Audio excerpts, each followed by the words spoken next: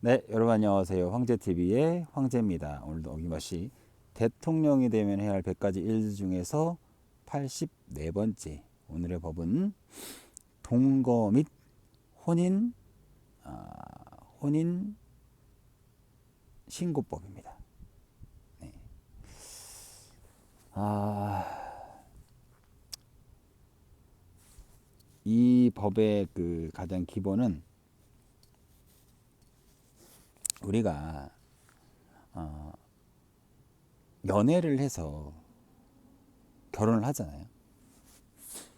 근데 이 연애와 결혼은 굉장히 차이가 많습니다. 연애 때는 연애를 하고 난 다음에 각자의 집에 가서 살지만 결혼을 하면 이제는 한 집에서 살아가는 거예요. 근데 서로 각자의 어떤 생활 패턴이나 삶의 방식이 많이 다른 상태에서 이렇게 같이 합쳐서 살아간다는 거는 실은 어떻게 보면 그게 쉬운 일이 아니거든요. 근데 우리는 보통 일반적으로 연애를 하고 결혼을 하면 혼인신고를 합니다.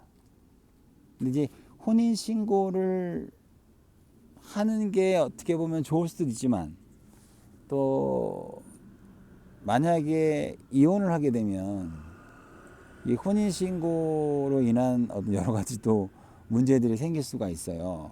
그래서 이 동거 및 그 혼인신고법이란 뭐냐면 기본적으로 결혼이라는 걸 하려면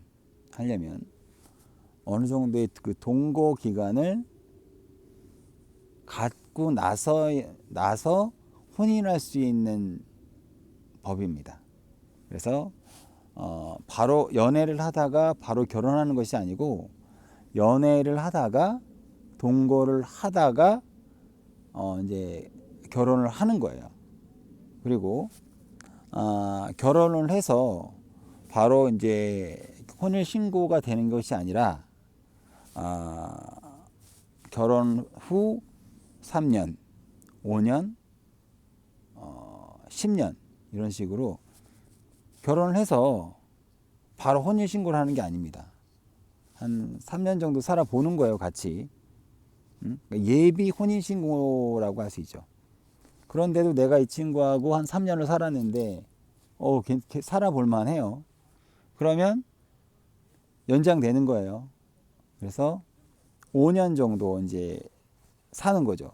대부분 결혼을 해서 5년 정도 살면 또 이제 아이가 생깁니다.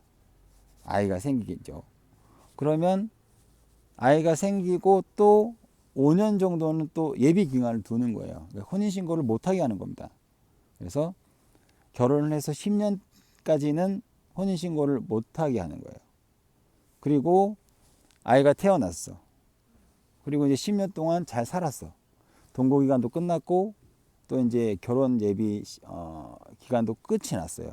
그래서 이제 10년이 됐을 때 뭐 헤어지면 어쩔 수 없는 거지만 나는 그래도 지금 내 와이프와 내 반려자와 혼인 신고를 정식으로 해서 살고 싶다라고 하면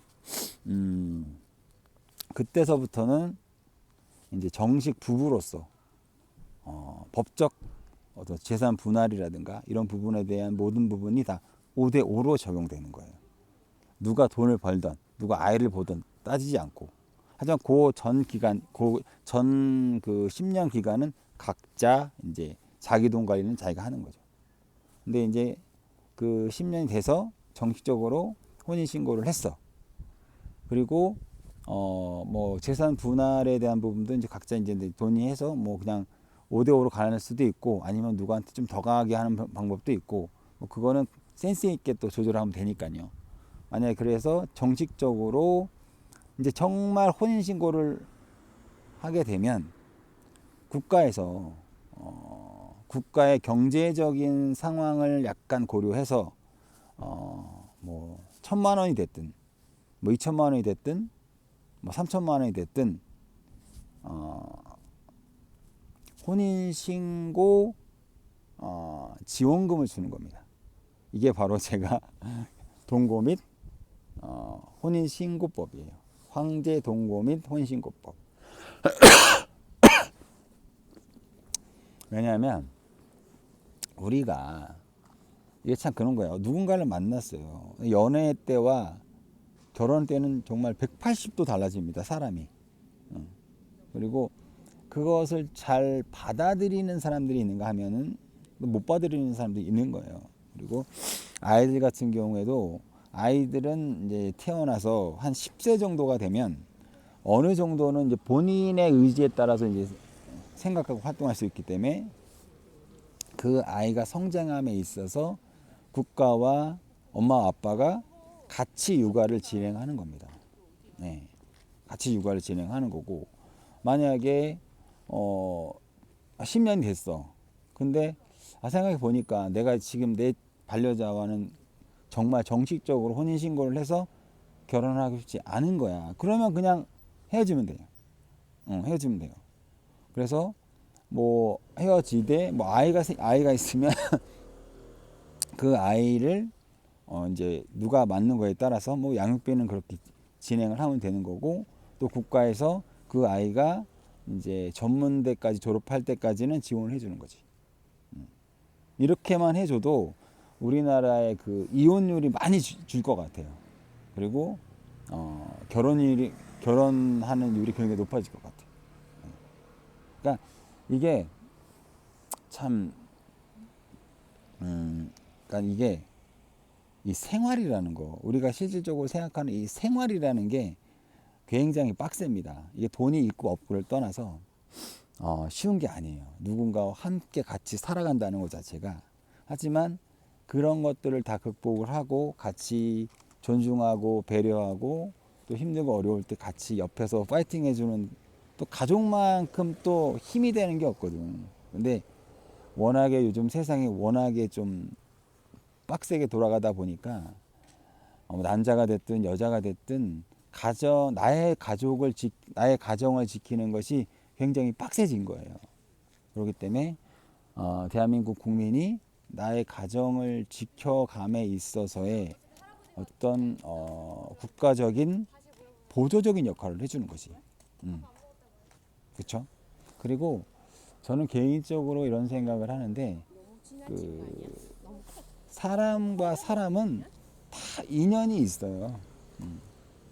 근데 이제 사람들이 그 인연의 맥을 왜 끊어 버리냐면 욕심이 생기는 거야.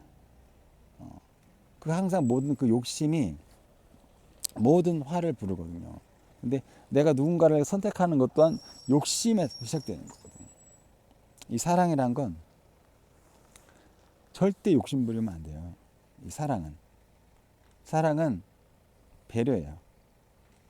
내가 이 사람을 사랑하기 때문에 내가 이 사람에 대한 걸 깔고 들어가는 거야. 하지만 내가 이 사람을 사랑해. 이 사람은 내 사람이야. 내 마음대로 할 거야. 그러면 안 돼요.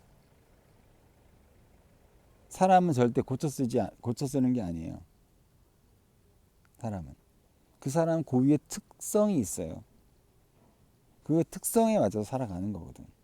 근데 그게 조금 도가 지나치면 누군가에게 해가 되고 또는 본인 자신에게 해가 된단 말이야. 그런 부분들을 국가에서 약간 버텨주는 거고, 올라가는 것까지 힘들다면 그냥 유지해주는 정도까지. 근데 올라가주면 너무너무 고맙고 감사한 거죠. 이 도움이라는 것은 누군가가 나에게 도움을 청했을 때 도움을 주는 거예요. 그랬을 때 그 사람이 나에 대해 고맙고 감사한 마음이 드는 거야. 근데 저 사람은 내가 이 사람을 도와주기를 원하지 않아요. 그러면 도와주면 안 돼. 왜냐하면 도와줘도 욕먹어요. 그거를 굉장히 잘해야 돼. 그러니까 저도 이제 뭐 50년밖에 안 살아서 뭐 제가 인생을 얼마나 알겠냐마는 이 생활이라는 것은